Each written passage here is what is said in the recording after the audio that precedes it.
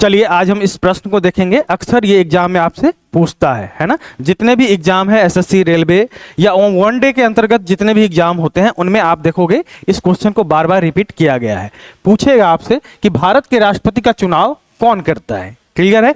तो आपको पता होना चाहिए कि भारत में जो राष्ट्रपति है उनका चुनाव निर्वाचन मंडल करती है। सेम उपराष्ट्रपति में भी जो उनका चुनाव है उनमें भाग लेने वाले जो लोग हैं वो निर्वाचन मंडल के लोग होते हैं, लेकिन दोनों में अंतर है। आज उसको हम क्लियर करेंगे। तो क्वेश्चन के हिसाब से देखेंगे तो बी इसका करेक्ट आंसर हो जाएगा। लेकिन हमारे लिए जानना यह है कि आखिर निर्वाचन मंडल में कौन कौन लोग शामिल होते हैं। तो आप देखेंगे कि निर्वाचन मंडल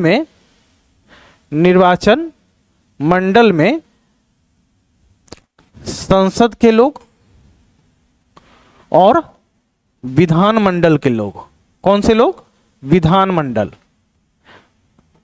संसद में आप देखोगे लोकसभा और राज्यसभा के लोग, और विधान मंडल में केवल विधानसभा के लोग। लेकिन आपको ध्यान रखना है कि ये तीनों जो सदन है, लोक संसद के लिए लोकसभा, राज्यसभा और विधानमंडल के लिए विधानसभा, इन तीनों के केवल निर्वाचित सदस्य। कौन सा? निर्वाचित सदस्य।